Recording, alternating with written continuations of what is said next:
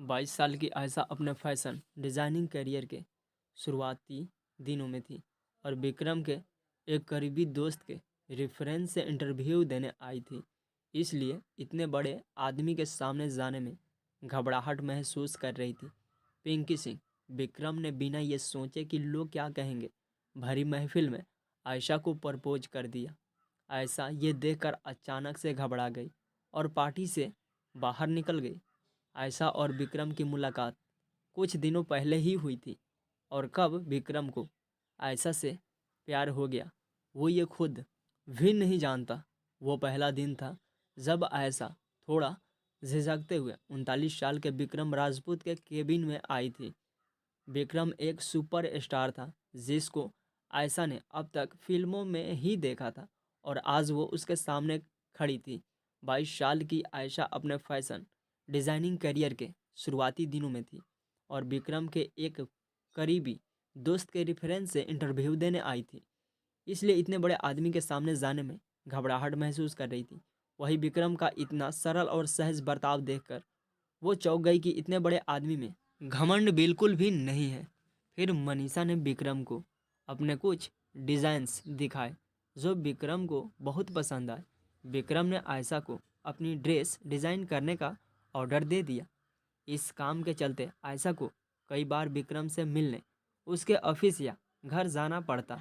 कभी जब काम करते करते देर हो जाती तो विक्रम खुद मनीषा को घर छोड़ने जाता। शुरुआत में विक्रम आयशा की झिझक और अपनी सहजता के चलते ये सब कर रहा था, पर एक दिन आयशा ने विक्रम को उसकी ड्रेस तैयार करके देते हुए कहा, आपके लिए काम करके अच्छा लगा सर, आगे भी कोई काम हो तो ज़रूर बताइएगा। तब विक्रम को एहसास हुआ कि अब आयशा का काम ख़त्म हो गया है और वो अब यहाँ नहीं आया करेगी।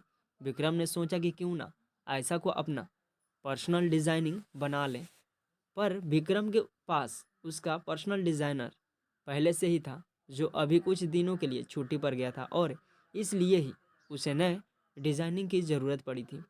विक्रम आयशा को जाने नहीं देना चाहता था। उसकी मौजूदगी विक्रम को अच्छी लगती थी, इसलिए विक्रम ने अपनी बर्थडे पार्टी में सबके सामने आयशा को प्रपोज कर दिया था। आयशा विक्रम से उम्र में 18 साल छोटी थी और विक्रम एक सुपर स्टार भी था। ऐसे में उसके प्रपोज का क्या जवाब दे ये आयशा नहीं जानती थी। हाँ, पर यह और बात थी कि आयशा भी विक्रम की पर्सनालिटी की दीवानी थी। जैसे हर फैन अपने चहेते कलाकार का होता है, पर विक्रम उससे प्यार करेगा ये उसने नहीं सोचा था। आयशा के यूं पार्टी छोड़कर जाने से विक्रम बुरी तरह टूट गया। उसे लगा कि शायद उसने बिना लोगों की और अपनी उम्र की फिक्र किए आयशा को प्रपोज करके कोई बहुत बड़ी गलती कर दी है।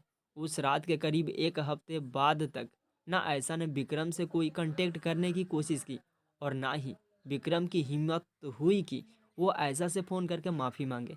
मगर फिर एक शाम विक्रम से मिलने आयशा खुद चली आई। उसे देखकर विक्रम शर्मिंदगी से भर गया।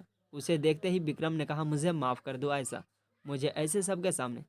विक्रम बस इतना ही कह पाया था कि आयशा उसकी बात काट कर बोली, आप मुझे माफ़ कर दो, मुझे ऐसे वहाँ से जाकर आपकी बर्थडे पार्टी ख़राब नहीं करनी चाहिए थी। यह कहते कहते आयशा रोने लगी। विक्रम ने उसके आंसू पोंछते हुए कहा, कोई बात नहीं, रो मत, तुम अपनी ज़िंदगी का फ़ैसला करने के लिए आज़ाद हो।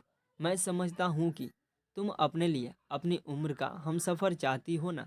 इस पर आयशा ने कहा, आप जानते हैं मैं यहाँ क्यों आई हूँ? आपने वो गाना सुना है ना, उम्र की सीमा हो। आयशा के मुंह से ये गाना सुनकर विक्रम को अपना जवाब मिल चुका था। यह कहानी आपको कैसी लगी कमेंट करके बताएं और ऐसी ही नई नई कहानियाँ सुनने के लिए हमारे चैनल को सब्सक्राइब करें। थैंक यू दोस्तों इस वीडियो को देखने के लिए।